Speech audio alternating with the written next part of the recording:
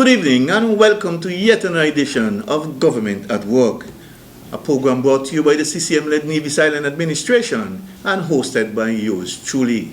This program comes to you every Thursday evening on VON Radio from 8 to 9:30 p.m. Then we broadcast on Nevis Television on Sunday evenings from 8:30 p.m. It's a program designed to inform and educate you, our listening and viewing audience, as well as to keep you abreast of all of the developments taking place here on the island of Nevis. In addition, our television program dubbed Bird's Eye View is aired on Nevis Television every Tuesday and Wednesday evenings from 7:15 p.m. to 7:30 p.m. If you miss our Bird's Eye View program, you can log on to our Facebook page to look at any program that you may have missed. Just type in the words Bird's Eye View in the search field. The icons will pop up. You click on the one with the pelican beak, forming a V in the words Bird's Eye View. We ask that you share our Facebook page with your family and friends so that they too can be kept abreast of our weekly programming. We will take a short break, and when I return, I shall introduce my guests for this evening's program to you. So stay locked on, for we will be right back. So right, St. Thomas is right, St. James is put together and build your land. Right, St. George's and St. Paul's together with St. John's. This land is enough for all to share. No reason to leave and go nowhere. Foreigners can come here from America and England. There is something mighty sweet about my land. And if the foreigners who live here can insist that it's here they're from, then I swear I'll never leave my native land. One people, one country. Welcome back. Folks, I am pleased to have as my guest this evening the Honorable Troy Liburd, Junior Minister of Education, Information Technology and Library Services. Honorable, you used to be my best, most dependable guest, but it's been a while since you were last here, but it's good to have you back. Good evening and welcome to the program once again. Good evening, King, and I'm so happy to be here this evening, and it's always good to be able to come and share with the good people of Nevis, whatever information we have, the things that we're doing in our various ministries and the things that we are doing as a government. Rightfully, you say that I've been on the show a few times before, but I haven't been here for a while. We all know what happened in 2020 with the COVID-19 virus and then the lockdowns that came after, and it's been a bit of a challenge to get things back up and running. Thank God, here in Nevis we've been able to restore to some normalcy. We don't have the lockdowns that some of the other islands still have, and so I would give thanks for that. And again, I'm very happy to be on the show. Good to have you once again. Now, before we get into our discussions on education this evening, there's a few matters I would like to discuss with you, with the first being the transfer of the Charlestown Library to its new home. Mm-hmm. Is the move now fully completed? Yes, I'm very happy to say that the library, we've shifted the library from its traditional home at the top of the courthouse, the Theodore L. Hobson building, to just above the market. When you come across that small road by the market, it's a building that belongs to Mr. Michael Slack. We are occupying both floors of the building, so the library does have a bit more room than we would have had before. The downstairs section, we have the kiddies area, and in the upstairs section, we have the area for more adults and persons probably in later high school and sixth form and so on could go and do their research. What happened is that we all know that the courthouse building, or the building that housed the library, is a very old building, and with these old buildings you have to take special care of them. So over the years the library had come into a state of disrepair. There are certain issues with the the roof. It's a very special type of roof, and so sometime in the not too distant future, we're going to have to look into doing some significant renovations to that building. So we felt that it was in the best interest of the library, best interest of the staff, and the best interest of those persons who would go to use the library that we do the relocation. So we're now in the Slack building, just above the market, in the back of the new Treasury building, and I think it presents a very good ambience. It's a very safe atmosphere. People can go there and read and feel comfortable. And it's all AC.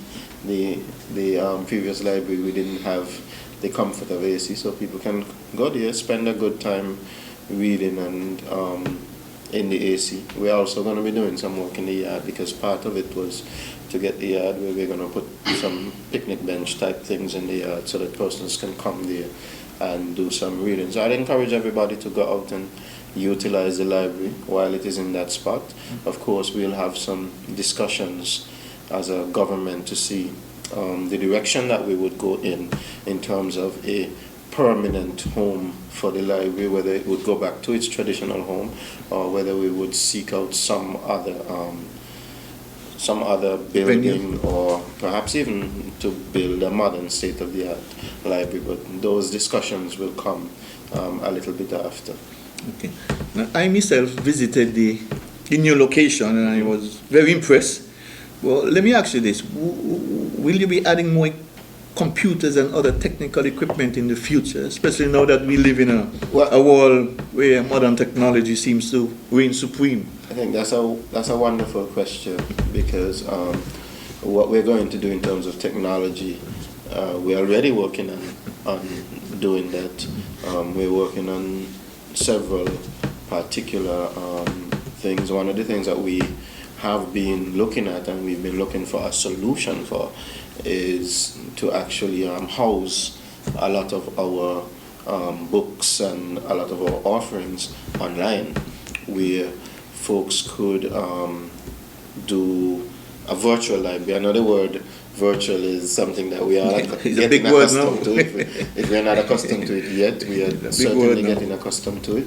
So we are looking to partner with a virtual library. We've been in some discussions to see how we can get it to work. Folks would be able to access books for a limited time from the comfort of their own home, whether it be educational books or fictional books, or whether videos and so on. So we have been exploring all of that. In the meantime, though, we have already put something in place where it is possible to go online and pick the book that you want from the library, have it reserved, and then you would come in and pick it up. So we're definitely looking to include more technology in terms of having actual computers at the library. We're also looking into that. We're also looking into a system where we can get some tablets for the library, where somebody can come and sign out a tablet for a specific period of time and read it on the premises. But it's a work in progress. Of course, we've been hampered by COVID. COVID has hampered practically everything, but it does not mean that we do not continue to work and we do not look to improve. Mm-hmm. You say hampered, but it sounds to me like it has brought a lot of good as well. Now, I'm listening to you talking about the Charleston Library, and I must say to you that the good people of Gingerland would have taken note and have seen the upgrades and modernization of the one in Charleston, and they are now asking the question, when will the upgrades to theirs commence? Okay, that I think is a good question. Gingerland Library is something that is dear to me, having spent a good chunk of my life in Gingerland. I would have gone to Gingerland Primary, now Joycean Liburd Primary, and the Gingerland Secondary School, and the library was located at Crony's house, so it's a place that I am very much familiar with. My mother would have worked there for several years, so I'm very familiar with the Gingerland Library. It got into a state of disrepair, and we had taken the decision to close it with the intention to fully refurbish the library. That has, however, not been able to, we haven't been able to advance it. We already did most of the preliminary work and had the architects and so on going and work on what the necessary changes would be. It's a complete renovation that we were planning to do.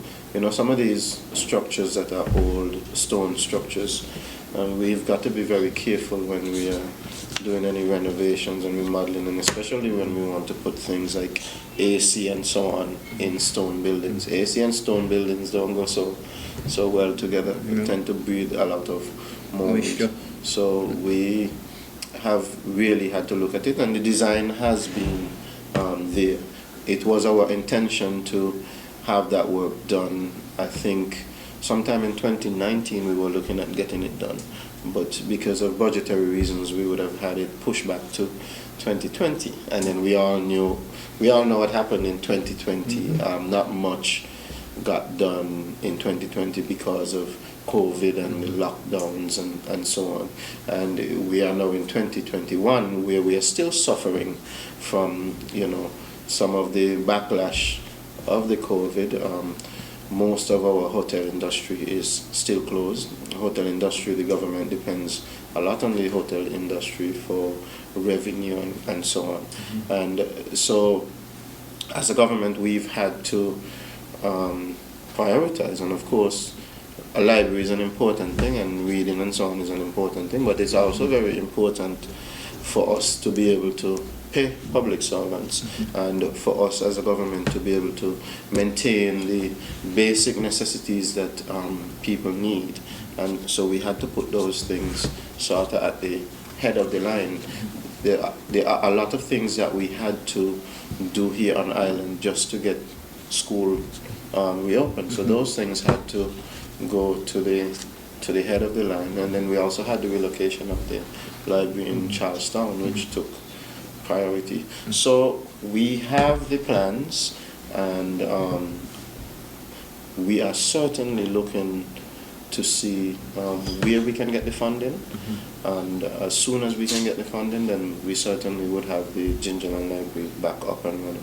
Sounds good. Now, information technology falls under your portfolio as well, and with the coming of the COVID-19 pandemic, that too must have taken on added importance. So I suspect that the workload of the IT unit has been increased big time, especially with all the virtual and Zooming. Speak to us a little about that. You know, I think the fact that the information technology department and the education department fall under the same ministry has made it quite easy for both departments to work together. And with the onset of COVID and a lot of the things that we had to do went online, the IT department did have a lot more to do. But luckily for us here on Nevis, we have a very good IT department with strong leadership and very capable personnel, and it was quite easy for them to be able to put things in place so that we would be able to roll out digital applications and so on. The government was able to, well, the Ministry of Education here and on Nevis and the Ministry of Education over on St. Kitts, we partnered together early on to bring in the flow study so that our students, when we went off 2 weeks before school was supposed to go off, when we went off we were able to provide that information on flow study so that students would be able to do some self-paced studying until we were able to introduce the Microsoft Teams platform where teachers would be able to actually teach students on the online platform. We are still at this point utilizing Microsoft Teams, albeit in some limited way, because luckily for us, we've been able to go back to school physically from since September. All our primary schools are in full-time learning, and our two major high schools, we've had a shift system in for quite a while now, and it has been working. I don't want to say it's been exceptional, but what I'll say is that it has been serviceable. And we are doing, when you look at our situation and you look at the situation in some of our neighboring islands, we really have to be thankful. We're doing a lot better than some of the other islands. Sounds good. Did you have to increase staff at the unit as a result of the extra workload? Well, we do have some increased staff at the IT department, but I don't think it was necessarily because of the COVID. As a matter of fact, because of COVID, it made it difficult to increase staff, because each staff now requires a certain amount of space. Every individual requires their own space now because of the social distancing that we all need to adhere to. So social distancing made it difficult for us to hire extra staff actually, but I think they've been able to cope very well. Stuff that you need to do on IT, it's a lot of brain work and a lot of computer work. It's not the bulwark that requires a lot of manpower in most cases. And as I said, we have guys who are very good. They don't resort to reinventing the wheel or trying to invent something themselves. They are very up to date on what the latest technologies are, and they deploy those for us. So I think that's a very, very good way of doing things. Great. Now, the COVID-19 pandemic is still very much with us, but we are beginning to see some light at the end of the tunnel, with vaccines now available to us here in the Federation and of course around the world. But this evening I want to focus a little bit on it here in Nevis in particular. I saw you getting your first vaccine shot at the Charleston Health Center just over a week ago. Share that experience with us. For persons who are wondering whether they should take it or not, share that experience with us. The vaccine has been causing some controversy, to say the least. And for me, I don't really understand why it is such a controversial thing, because we've been using vaccines in Nevis since I have known myself. Exactly. We've been using vaccines. I remember as a youngster, one of my first memories is probably going to the health center in Gingerland to get a shot, a vaccine. Yeah. At that time you're a child and you don't know all of these conspiracy theories that people are making up about the vaccine. So you go and you take the vaccine, and I think that I've come out pretty well, and I think that some of the other persons who were there with me, my peers who took vaccines, that they have come out pretty well. So vaccines can't be, that bad. And if 30 years ago or 40 years ago we were able to make good vaccines, well, how about now with the technology that we have now? The television that we watched 40 years ago, we don't watch that now because it is obsolete. Yep. Because we have better technology. The telephones that we used 40 years ago, we don't use them now. We hardly use a house phone. Everybody has a cell phone. True. And the cell phones are now more powerful than a computer that you had 10 years ago. It means that man is advancing and man is able to do better things. Man has since those days mapped the genome and all of those things. So man has a far better understanding of how the human body works now than we would have had 40 years ago, 30 years ago, or even 10 years ago, because technology is increasing on a sort of geometric scale. It's not a linear scale. So knowledge is really increasing fast. And so I have no problems with taking the vaccine. I was very happy. We met as a cabinet on the Wednesday morning, and we knew the vaccines were in the Federation. The federal cabinet had already taken the vaccines on the day that they actually came into the Federation. We have 3 ministers in Nevis, the Premier, along with Minister Jeffers and Minister Evelyn, who sit in the Federal Cabinet. But they decided, look, we want to show solidarity with our own people here in Nevis. So they decided, look, we're going to wait to do it in Nevis. And the rest of the Cabinet was happy to come and, demonstrate that we believe in the safety of the vaccine. So we all went there and we took it. And I must say, I am not somebody who's very fond of taking injections, but I didn't even feel. I didn't even feel when the needle went in. Okay. I was busy looking at people in front of me, and when I looked in, it was already finished. So it's painless, and I have not had any side effects. I've had no headaches, no fever. Those are the side effects that people might have, and they would be mild, but I haven't had any side effects.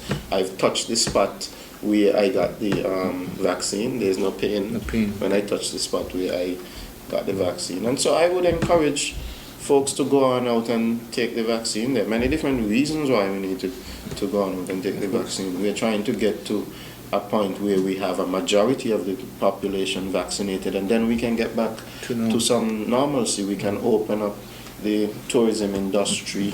Hopefully, we would be able to do something about the quarantines and all of those type of things once the majority of the population has been vaccinated.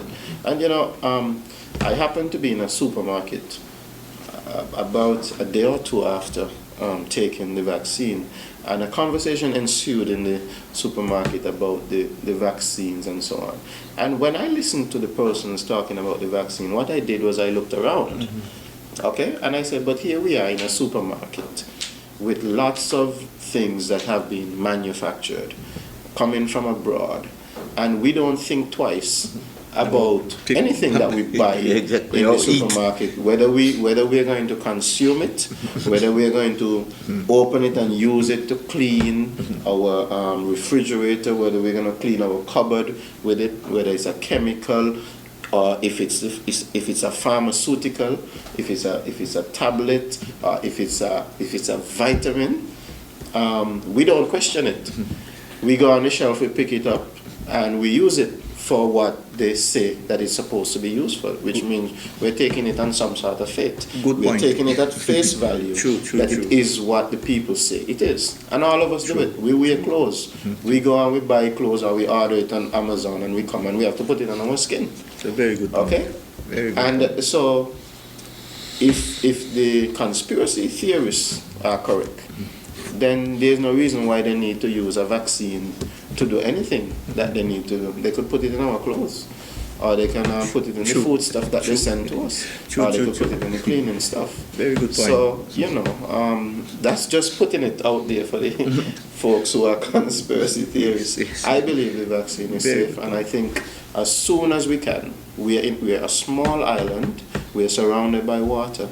In order for us to advance ourselves, we have to interact with the outside world. Yes. In order for us to do that, we need to get to the point where we have a majority of the population vaccinated. And King, look at it this way.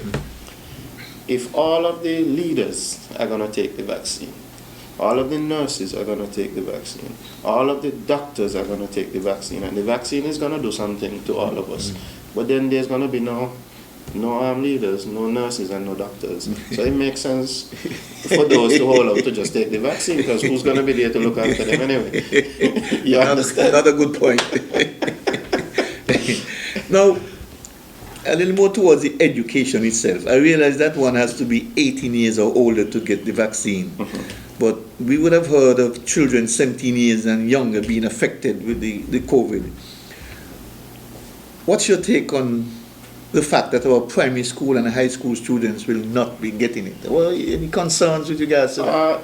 You see, the reason for that is that the vaccines have been tested, but they have only been tested on adults. And an adult can give consent to take the vaccine, but a child, the consent would have to come from the parent. But the whole idea of taking the vaccine is that we want to get a majority of the population vaccinated. And once that majority is vaccinated, then you have less persons who would be able to spread the virus. So once you have less spreaders, then it reduces the probability of our kids and so on getting the vaccination. But all of that being said, they are now doing the necessary research to see how the vaccine works in children and so on. So it is because of the timing, because of the fact that this is sort of a hurry up thing that you test the vaccine first on adults, and it works on adults, and then afterwards you go and you test it on children just to be sure. So it will get to the point where vaccines would be available for children, no doubt, but we're just not at that point yet. That's it. Now, you made a point, and Wayne, I heard it before, where the children is going to need parents' consent. There's some young mothers who have gone back to school to finish their education, but they're still under the age of 18. Does that include them as well? They're under the age of 18, so it would most So it doesn't matter if they have 2 or 3 kids, if you're under the age? Well, I don't know that we have...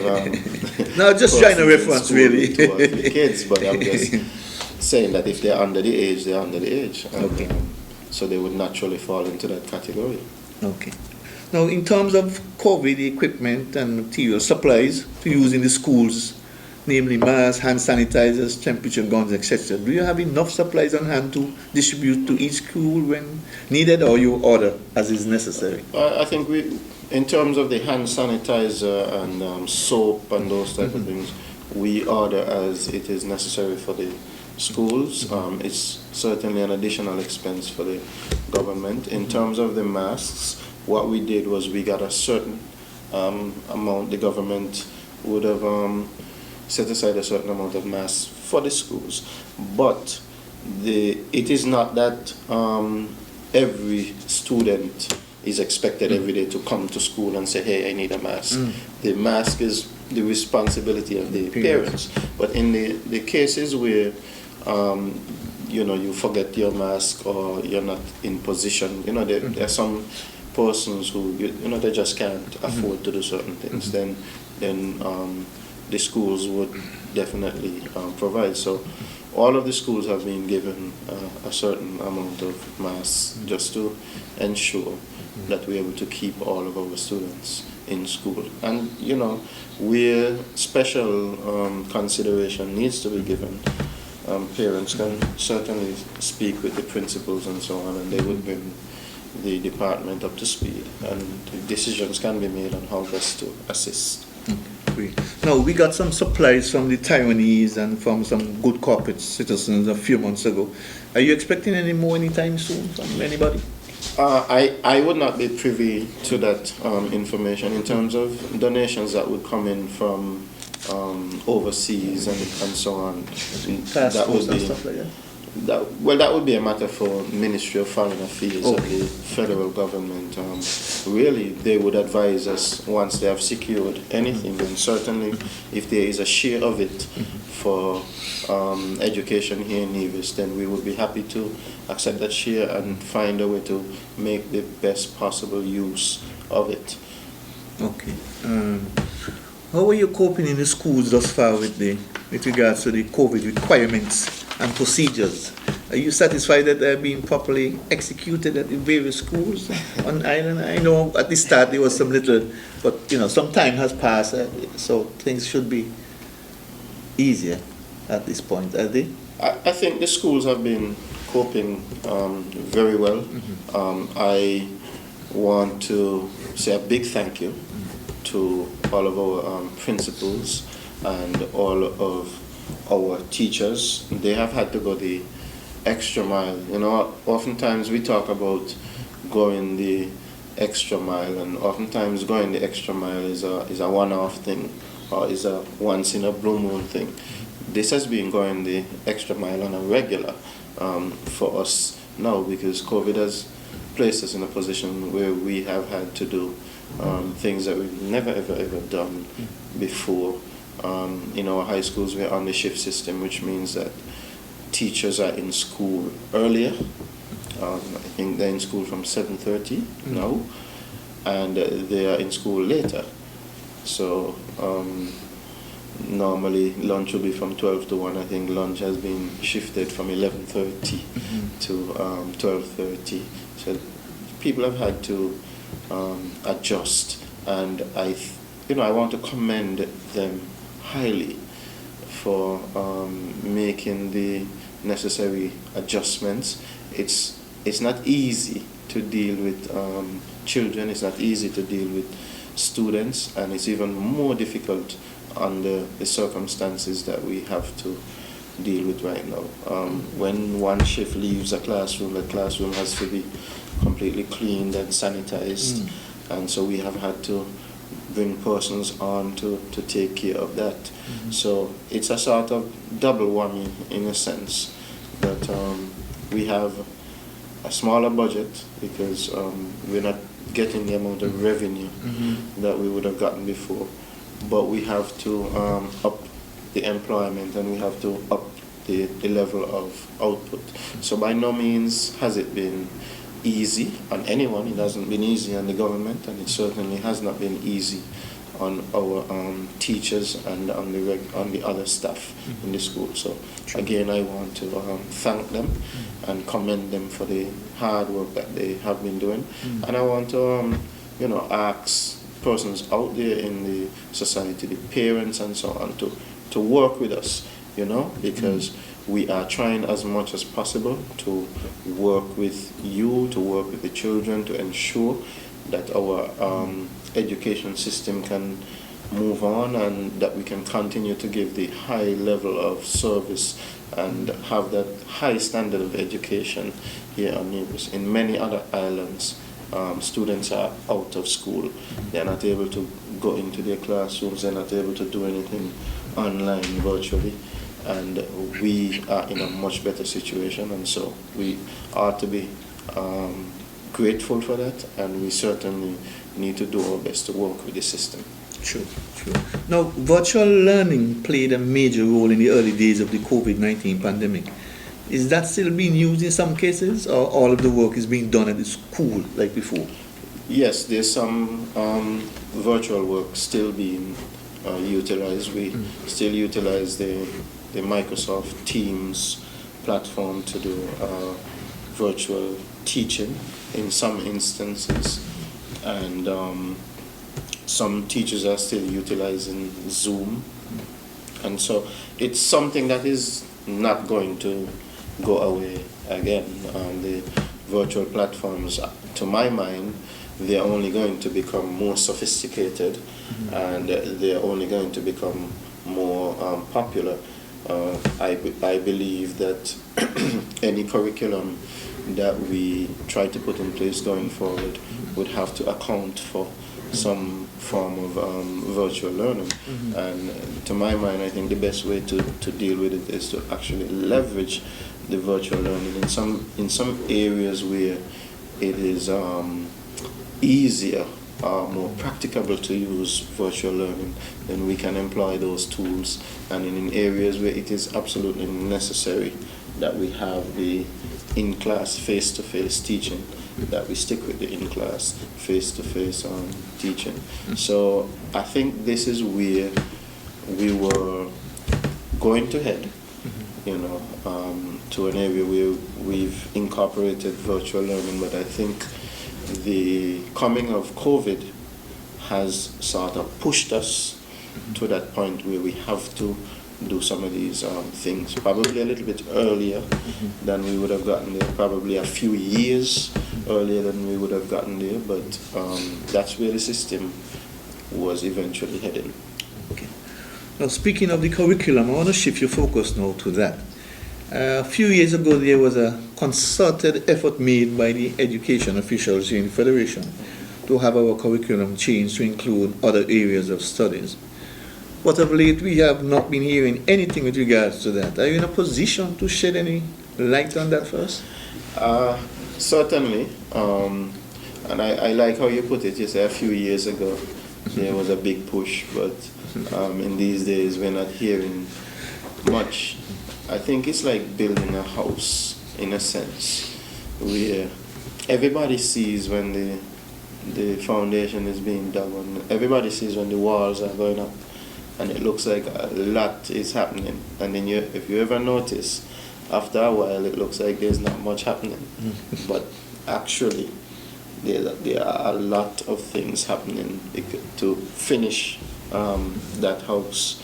What I will say about the curriculum is that we have been working to tweak the curriculum and to overhaul the curriculum, but it is not a complete departure from the curriculum that we've had, because I think a lot of us are living proof that the curriculum does indeed work, or the one that we had was workable. But we saw the need for changes. We saw the need to modernize it. We saw the need to tailor it more specifically to us here in the Caribbean. And we've been working with several regional entities, some of which I don't have the names for off the top of my head. The principal education officer and the education officers at the department, they are the ones who work day to day with these people, and so they would know all of the acronyms and have the names of the top of their head. I more look over these things and give direction when it is necessary.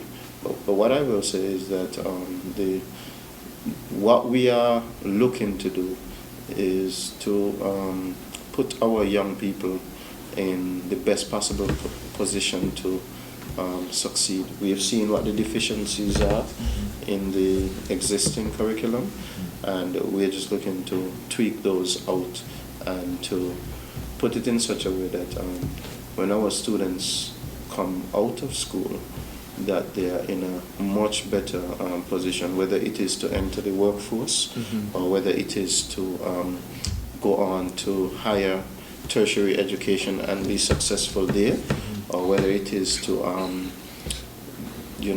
go on into the trades or whatever our students see themselves going into, whether it is the arts, music, drama. And recently we know that filmmaking is now a big thing here in Nevis. So even if it is to go into those directions, we are trying to put our young people in the position so that they can become successful members of society. Sure. Any idea when we may be able to see some parts of that curriculum? The curriculum is already being rolled out. One of the things that has been happening is that our teachers have been going to training sessions and so on, teaching them how to do something that we call differentiated learning, where you would have a group of students in the classroom. They are not all at the same level, not all at the same speed, but the teacher would be able to teach in such a way that each student would be able to benefit at their own pace. So they call it, the term for that is differentiated learning. So our teachers have been going to the various courses and so on. I think we've rolled out in the grade 4 and the grade 6 the new curriculum. That's what I think, if I'm correct. And they're already teaching off of the new curriculum there in the primary school. We are also still under the writing exercise for some of the various subjects that teachers are out doing the writing for those. So quite a lot has been happening, because we can't just roll out a curriculum and say, here's the curriculum, go teach it. We actually have to show the teachers this is the proper way how to teach this particular subject. So teacher training is a big part of it, and we have been doing a lot of that. Sounds good. Now, I remember when the officials was here, they met with, like you say, education officials and members of the private and public sector. And one of the things discussed at that time was the need for the cultural arts to become an accredited subject. Because I am one who believes that until that becomes an accredited subject, you wouldn't really get the seriousness that you're looking for from the students, parents, and teachers and all about. You mentioned that some areas will become part of the curriculum, of course. Any idea what different to the teachers' training? Any particular subject that you know has been added or will be added or to become Well, I don't know. For example, the cultural arts that I speak of, is that something they're looking at to make it an accredited subject? Well, it is a work in progress, definitely. We have partnered with NCDF, and you yourself would have a lot of experience with the arts, and certainly with NCDF, and you would know the value of the arts, being one of our more successful Calypsonians over the years here in Nevis. And I was going to say something, but I'll tone it back a little bit, and I'll say personally one of my favorite Calypsonians, so I have toned that down a little bit just to make sure that I don't rub anybody else the wrong way. So you know the benefits of the arts, and certainly since COVID has come in, a lot of focus has been placed on some of the more technical parts of the arts, such as videography and those type of things. And persons with those type of skills have, as the young people would say, have been doing it lately. If you look around Facebook and so on, every day practically somebody has done a photo shoot. We have more supermodels in Nevis than anything now. And these photos are not just photos that are taken, you know. These photographers that we have around here are highly professional, you know, and their work speaks for itself. During COVID, in order to get anything out, you had to do it virtually and so on. And it's not just about taking a camera and setting up a camera. The person handling the camera has to know what they're doing. Of course. And what we have found is that persons have been able to do a lot of informal educating themselves, whether it be on YouTube and so on.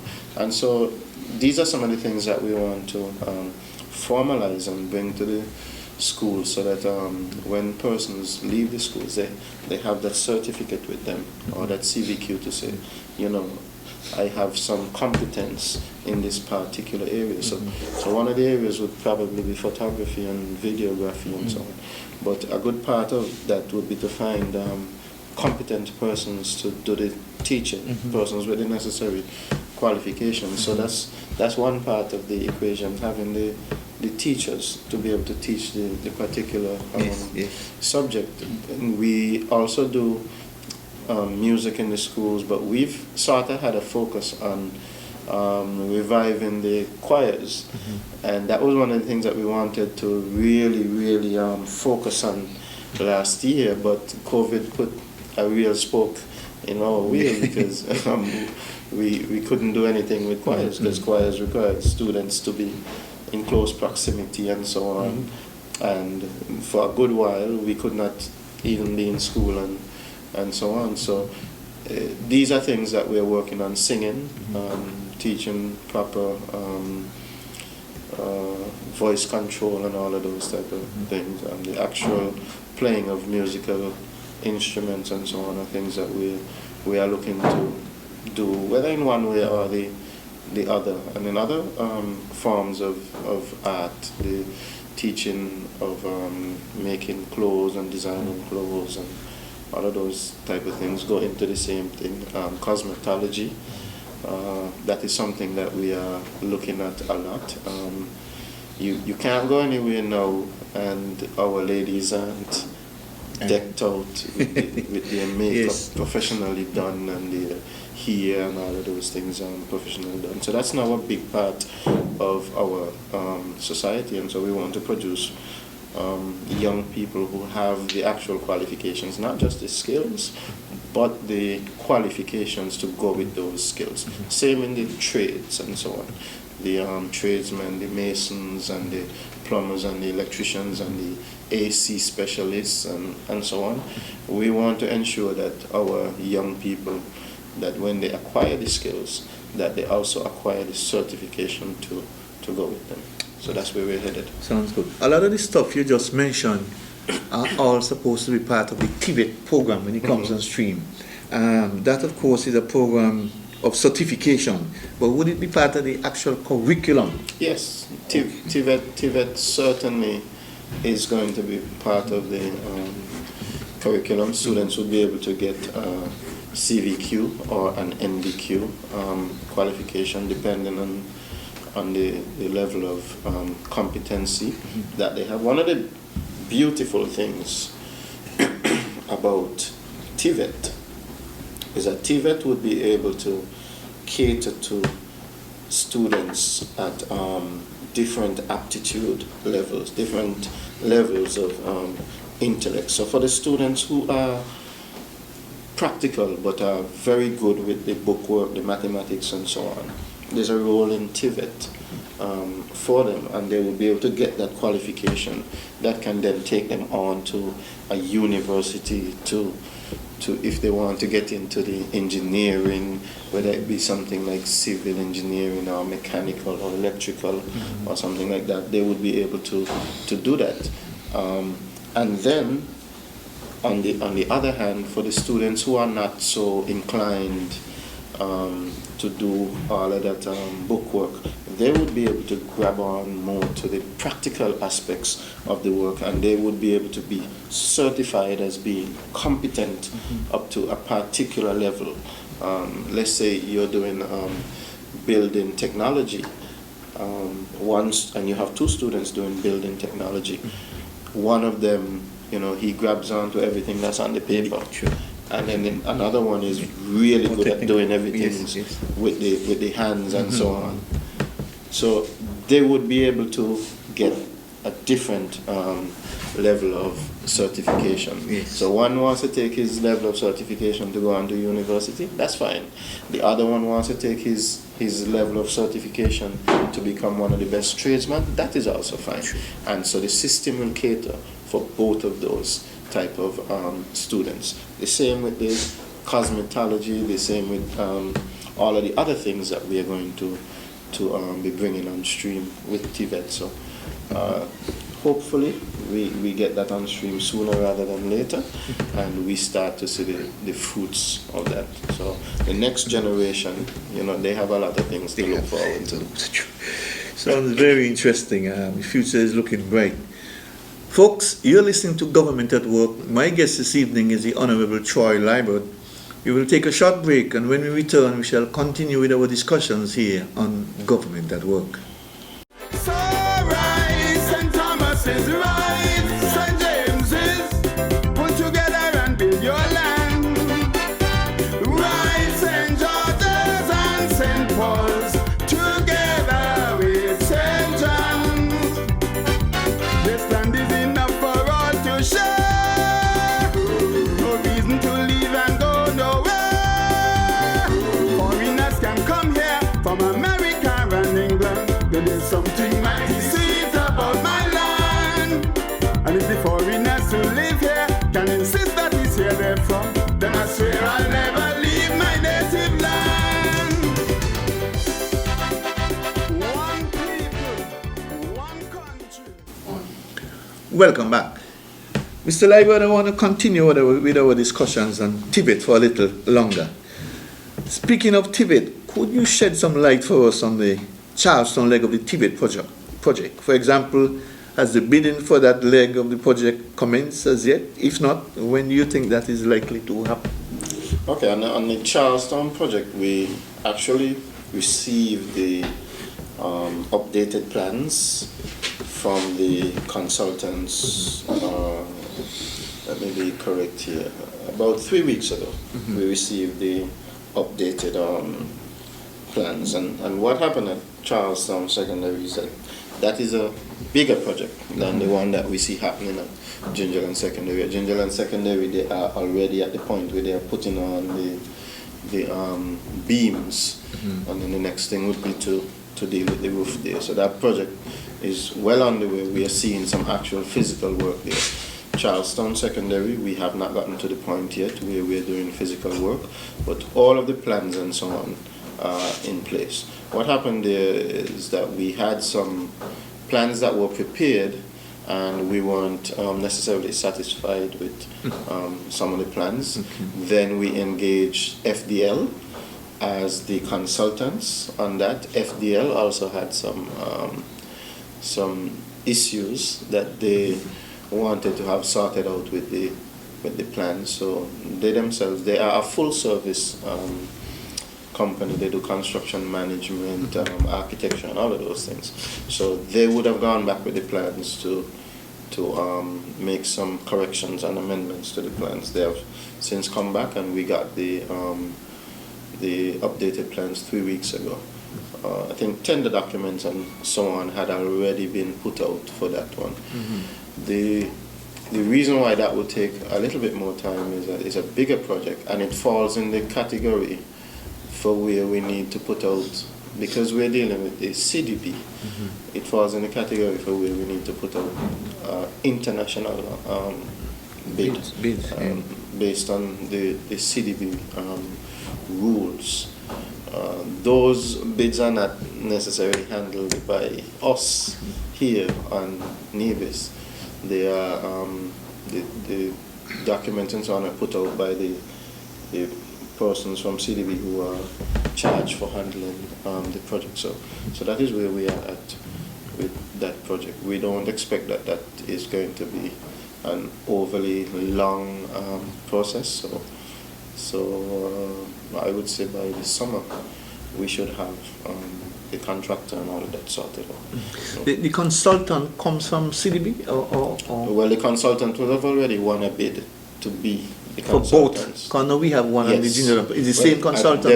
It is the same consultant who would have won the bid, but they would have won it separately. Okay. Yeah. Okay. So two different bidding, but the same person won both. The same person. Okay. What about the contractor's representative? Is it the same where you have? Well, I'm not 100% sure who's going to be the contractor for.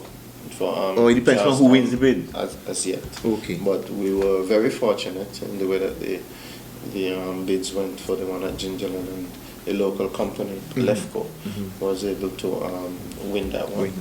So we'll see what happens when it comes to the Charlestown project. Okay. What about the funding for that project? Has that been secured? The funding has already been secured through the for both? CDB. Yes, through the CDB project a very long time ago.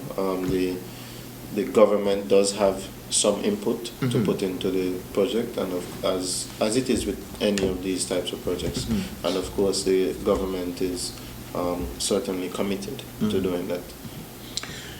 You said government. I know it's a federal project. Are you speaking to the Nevis But this Island would be administration? the NIA's Okay. input, since it is something that is happening here on Nevis. In St. Kitts, they have gone a different route where the TVET there mostly did renovations of existing. No new building, just I don't think so. I'm not 100% sure. But based on what I was told, it's mostly renovations. St. Kitts would have already had.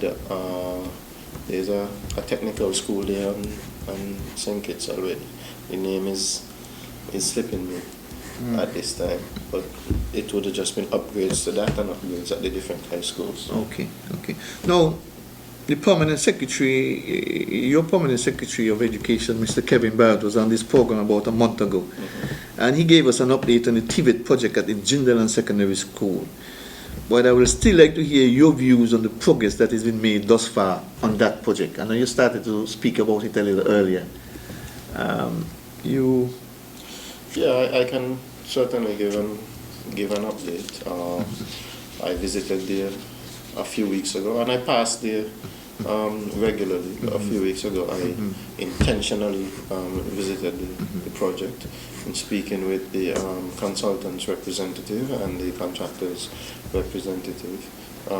we were given some assurances that they expect that most of the construction work should be done by September of this year. I think that is a good thing. That was the original target. I think for some point they said that they had fallen just a little behind target, but have been able to make up to the catch time. up. Okay.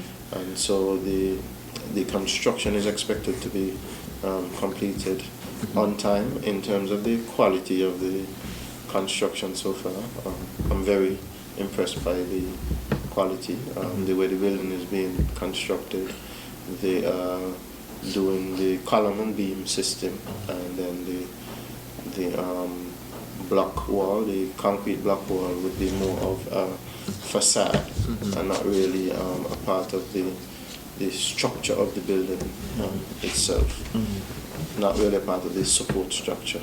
And so it's a different way than what we normally do here in Nevis, where we would run the blocks and then tie the beams to the blocks, so the blocks would be an integral part of the structure. This is a different type of building. The first floor structure has already been put up, and that floor, or the ceiling for that first floor, has been done already. And they are at the second floor, where they are doing the columns and beams. I think those have been cast already, and so they are now at the point now where they're getting ready to start putting the rafters and so on for the roof. So once that is complete, then they would finish the interior walls and the exterior walls. Okay. Now, we already have some Tibet classes going on, and so you would have had some equipment on hand already and so forth. But when these two buildings are completed, you're going to need a lot more.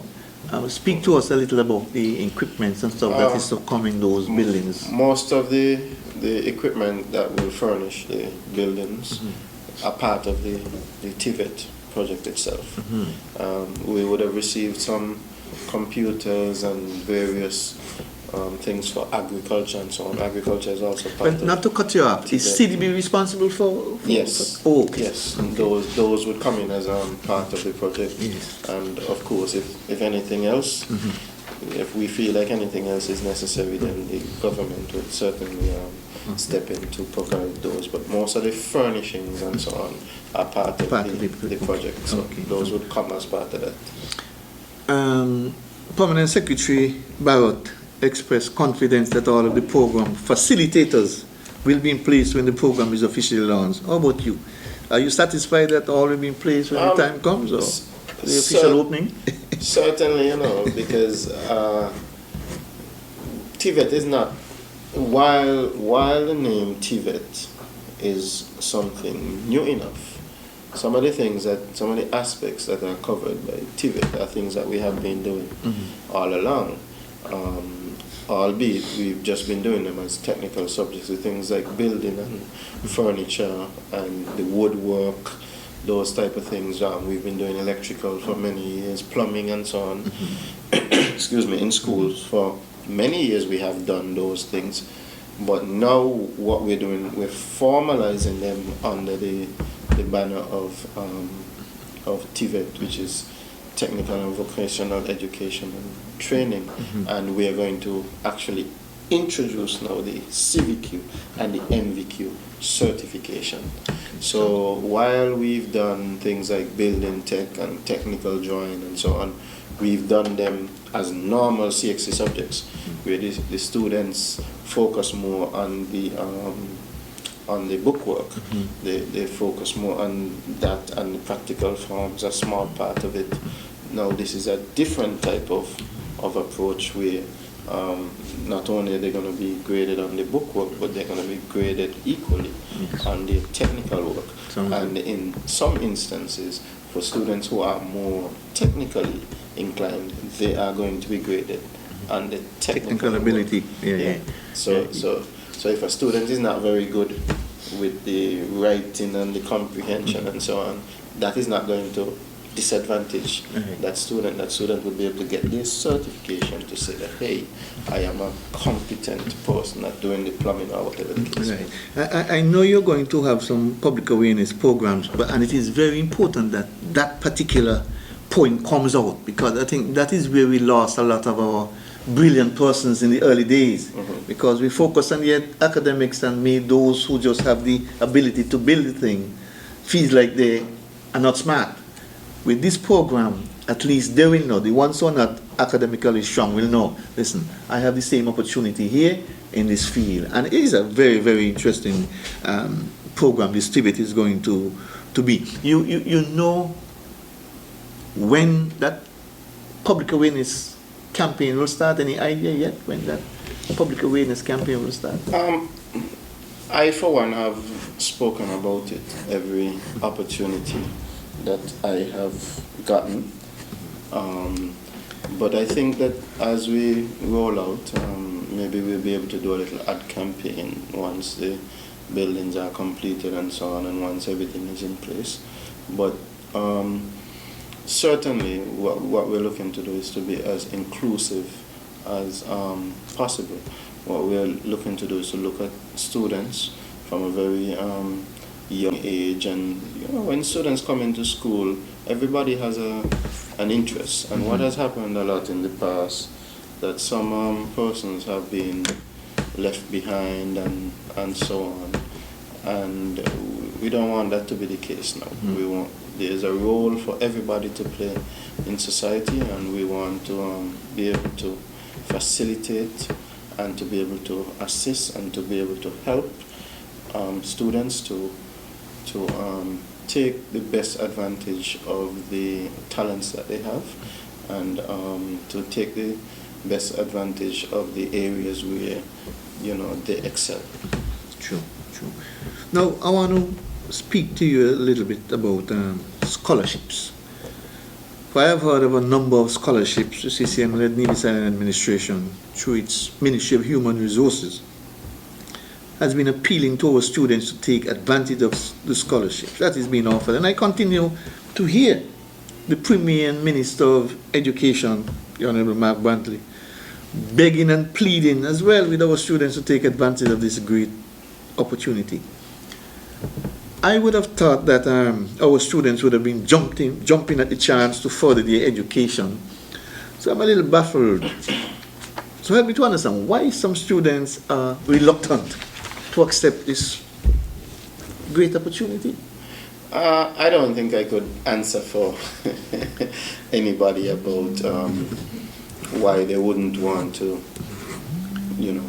take advantage of a particular scholarship. What I can say is that there are scholarships out there, and I can encourage persons as much as possible to take advantage. When one is young and you're out of school, you can get distracted quite easily, because you now become a young adult. You go into the world, you start to work, you have access to money, you're able to move around more freely. Your parents give you more freedom than you would have had before, and so you can tend to get distracted quite easily, and you can tend to think that I'm now living the life and I'm very happy and I don't want to do anything else. But there is some value, and there's a lot of value in tertiary education. I myself am somebody who would have benefited from tertiary education, and it was an easy decision for me because it was what I always wanted to do. But I can understand why it wouldn't be easy for some persons who probably feel like, I'm going to be leaving all of my friends behind, and I don't want to go to a strange place. But we've had many success stories. We've had persons who've been going to Taiwan and so on scholarships, on Cuba. I know persons who can now speak the Spanish as good as any natural born indigenous Spanish speaker, and that's because of the opportunities that they took advantage of in going to Cuba and so on. So there are opportunities out there. You can see, your eyes can be open to a lot.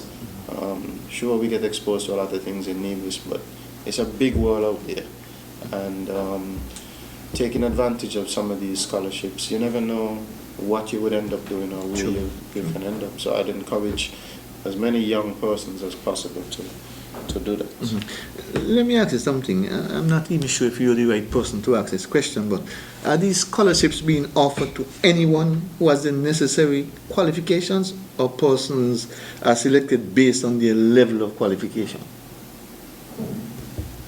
Could you repeat that, sir? I was asking you if these scholarships were being offered to anyone who has the necessary qualifications, or persons are selected based on their level of qualification. Well, I guess for various scholarships, each scholarship would probably have a particular criteria. Mm-hmm. And what I would encourage persons to do is apply to as many as possible. If you get accepted to one, then you take that one. If you get accepted to 2 or 3, then you make a choice and you go. Okay. But certainly, you apply to as many as you can apply to. It's a free education.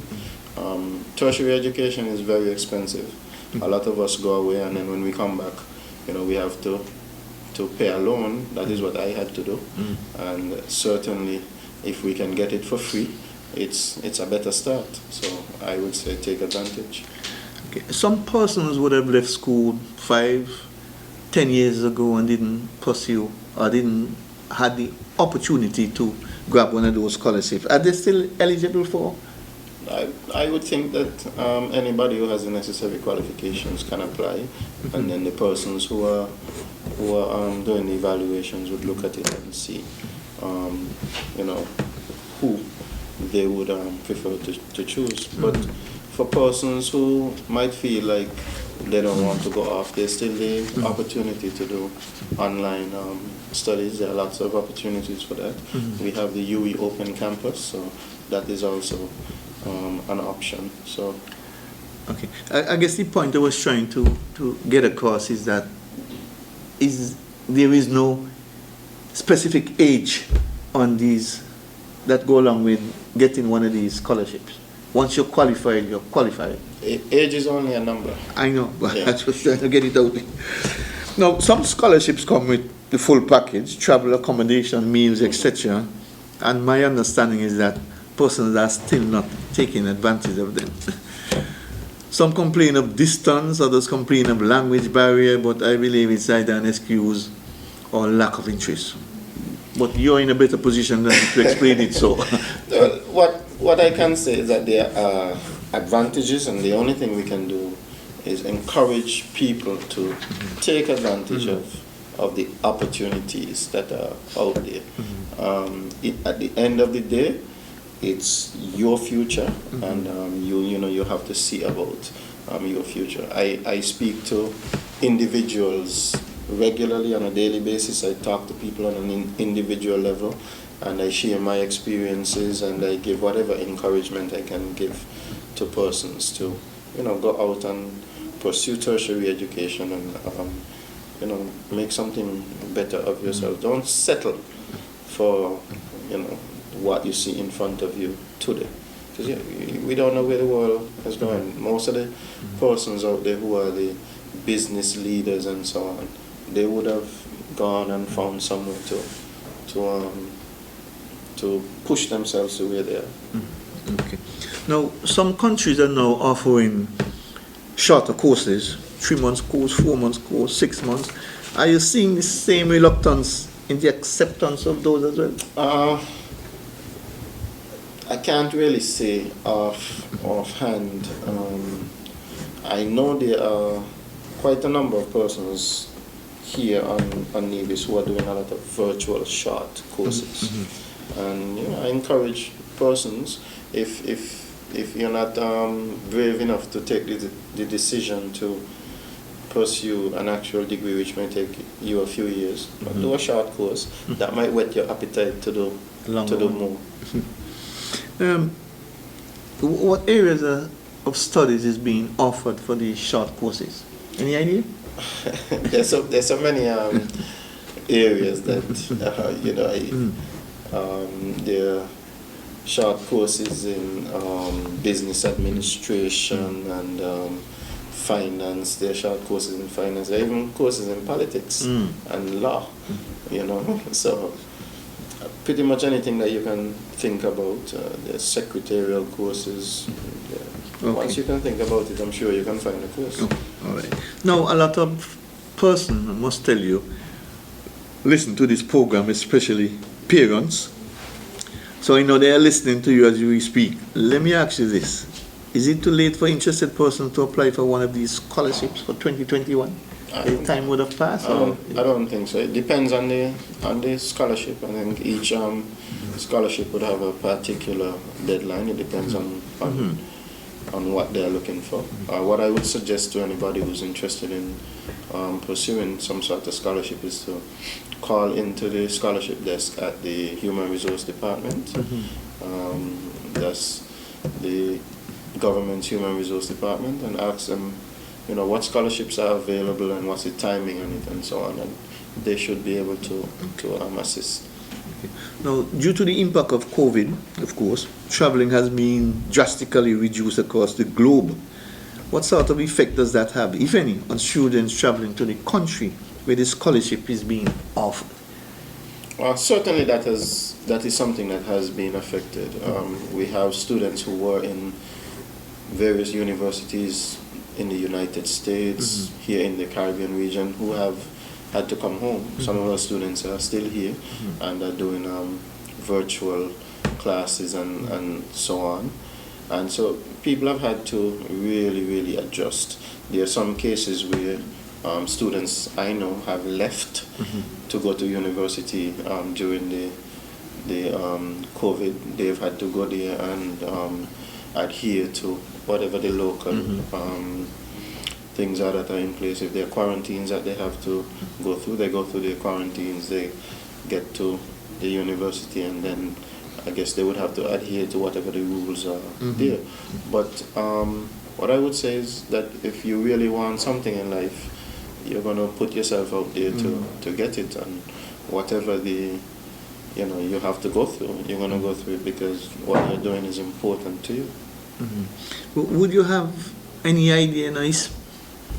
Probably Human Resource who might have this information, but I'm asking you as the Minister of Education, just in case you may know. Are you in a position to say how many scholarships has been taken so far I'm for this particular? I'm not in a position to know. Okay, that's it. What about the virtual aspect of it? You're aware of? Well, not really. These are individual things that people do, you know. And it's not everybody who would come to the government if they want to do a course or something like that. We have many citizens out there doing courses, and I would not be aware of it. That's true. You know, I would be aware of what comes to us. That is true. Now, for those persons who applied and was not successful for a scholarship, do they have to go through the exercise all over again next year, or the application is on file and will just be next in line next year? I guess it depends on the particular scholarship and the persons who are offering the scholarship. If somebody was not successful for the scholarship, then the persons doing the awarding would know the reasons why that person was not selected. So I guess it would depend on those reasons. If it was a matter that the quota is full, or if it's a matter that the person did not meet the type of qualification that they are looking for. It all depends on what the particular scholarship calls for. But what I would say to folks is that if you're not successful on the first try, and you're really serious about doing something, then it doesn't hurt to try again. True. Now, last year we would have heard of some difficulties with the overseas exam result. Has that been resolved, has it? We've been able to to get some resolution on it, but I think there's one subject area that still has some outstanding matters, but those are being worked out between the registrar for CXC and CXC themselves. I do not have all of the information on it. Okay. Enlighten us, if you could, a little as to what exactly was the problem.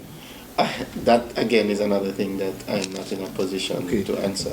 It would be a matter for CXC, and I guess the way they did the grading. I guess because of the COVID, you had a lot of mix up. The exams had to be pushed back and so on, and those things are handled by CXC, and our point for interaction with CXC is through our registrar, who is in St. Kitts, because we are a federation, and so it's not two different registrars, for one for St. Kitts and one for Nevis. It's one registrar for the entire federation. Could it have any impact on the examination results?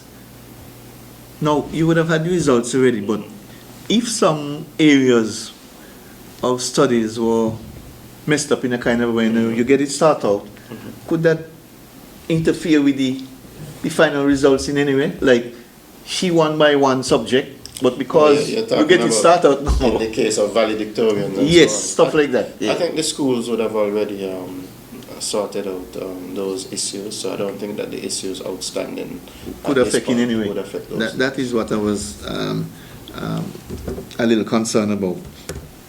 Now, there are some students, my final thing on the education, there are some students who attend Fitzroy Boyan College in St. Kitts.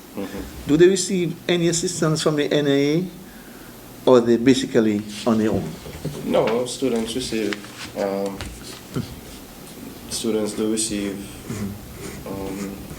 assistance from the NIA. We assist with both passes and so on. And what we've said is that students are going to Fitzroy Bryant to do subject areas that are not accessible here at Sixth Form, that we would assist with the boat pass and so on.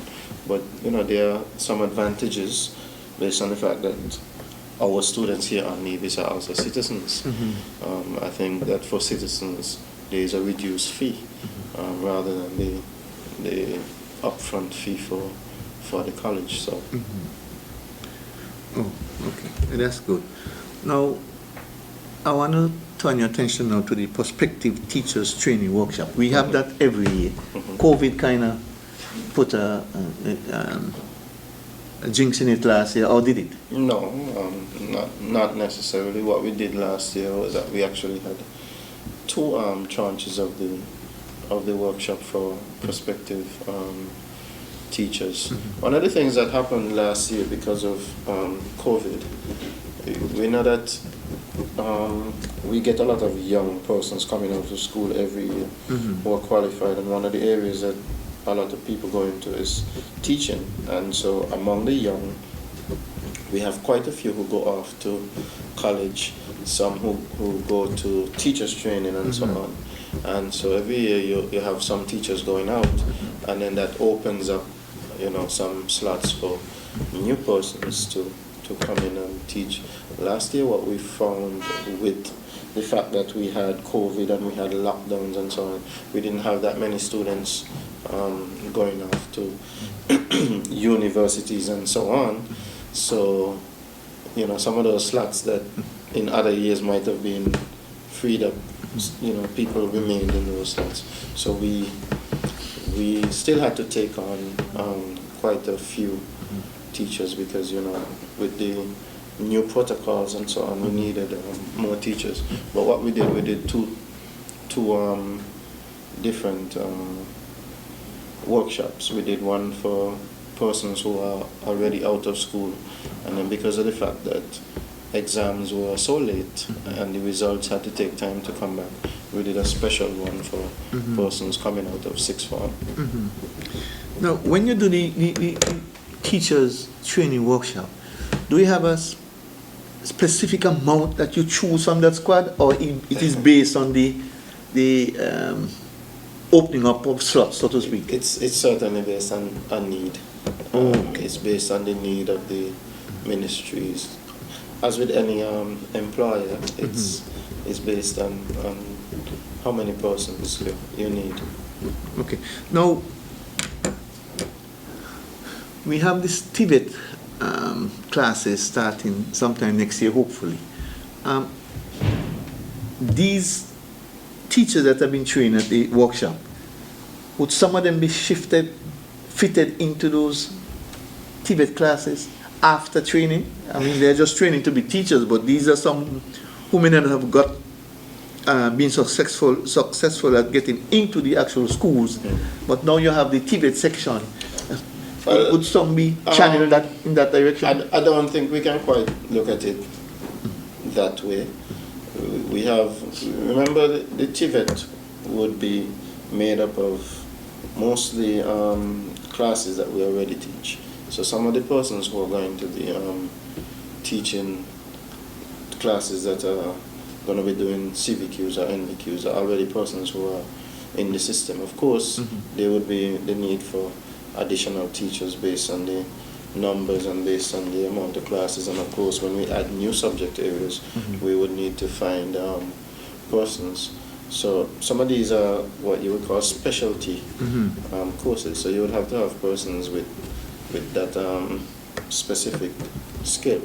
For instance, if you're going to be doing building technology, it has to be somebody who would have the subject building technology and be capable of teaching building technology. And likewise, if it's going to be something to do with clothes making or seamstress or tailoring, whatever the correct vernacular is for that, it has to be somebody with the particular skill, and not just a skill, somebody with the ability to teach.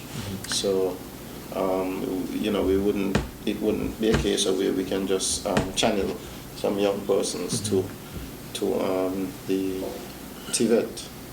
Okay, so you basically, your teachers training workshop were not changed as a result of the Tibet class. I was thinking that maybe you could add that to the training workshop, since you're only picking one or two for me, well, so that those who may not have succeeded are trained to go to the training workshop in itself is just to teach basic skills, and you would show the prospective teachers what's going to be expected of them and so on. But it's not a workshop where you are teaching them a particular skill in a particular subject to teach. So it wouldn't necessarily need to be modified for Tibet. It would mean that you have students with various backgrounds, and then you're giving them the basics of, hey, this is what is expected of you as a teacher. So if one person there has a skill in a Tibet area that they can teach, then that person can be employed in that particular area. If another person is for history or for economics, then they can be employed in that area based on the subject areas that they did in school. Okay, understood. Let me ask you one final question on this Tibet issue. There are a lot of persons in Nevis who are qualified in terms of their ability to do things. Good top-class carpenters, good top-class construction workers, good top-class painter, good top-class plumber, but they're not certified. Would you be tapping that source to assist you in the facilitation of those classes, Tibet classes? Well, that is something to look into and to explore. But of course, persons who are going to be delivering the teaching of these subjects, in order for you to teach and to be able to certify students, you yourself would have to have the certification. Some certification. That being said, part of this project, or part of this program, would also include an element of adult learning. So persons who have been working for many years and never had the opportunity to get the certification, that opportunity will now be there for them to get that certification. So one of the good things about Tibet is that it would have an aspect of adult learning to it. Understood. Now, one final question on the education. Last year, we saw the virtual graduation, which in my view was a success because I always thought that the graduations would be too long. So I did enjoy what transpired virtually as a result of COVID. Is that something that we could look forward to in 2021 and going forward? Not the virtual part of it, but the short span of the graduations. I can't answer you off the cuff and say that this is what the graduation is going to look like going forward, because graduation is an auspicious occasion. Yes, for many students, if you're coming from the primary school, you get one graduation. Then you're off to high school, and if you're in high school, that's your graduation day. So we try to make it the best possible day. So it's something that the department can certainly look at with the schools. I know that for 2020 we had to provide the strict program to the task force, and our program had to meet the specific guidelines. And I think I want to commend PEO Claxton and her team. They did a marvelous job. I remember PS and I speaking with the PEO, and they came up with a really good program, because they knew that it was important to our students to do that graduation, to have that for posterity. So 15, 20 years down the road, that student who was in primary school, who's now an adult, they have that picture, they have that certificate, they have those videos that they can show to their young ones when they get to future generations when they're ready, that this was my graduation day, and we did not want to rob them of that. We did not want to let COVID rob them of that. What's going to happen in 2021 though, I'm not sure. I would encourage everybody to take the vaccine quickly so that we can be in a position where we don't all need to be masked up and so on. I would hope that the wearing of masks is something that would continue if somebody has a cold or something, so they don't spread it. And the sanitizing of hands and so on is something that we would continue to do. But I would also hope that we take the vaccine and we get to the point where it's not absolutely necessary for the prevention of COVID. Okay, great. Folks, we have come to the end of another edition of Government at Work. My guest this evening was the Honorable Troy Liburd. Honorable, any final comments before we close down this program?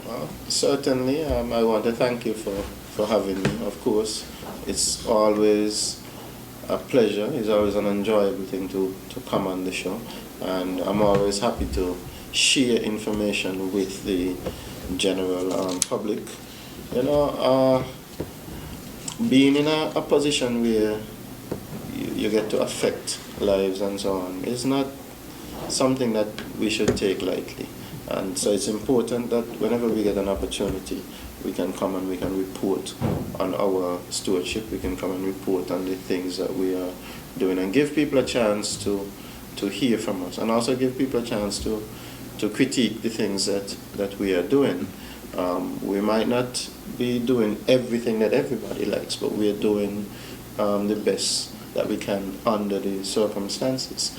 And 2020 has, put such a light on these type of things that you just see life differently. So 2021, looking at life in 2021, we're not taking too many things for granted.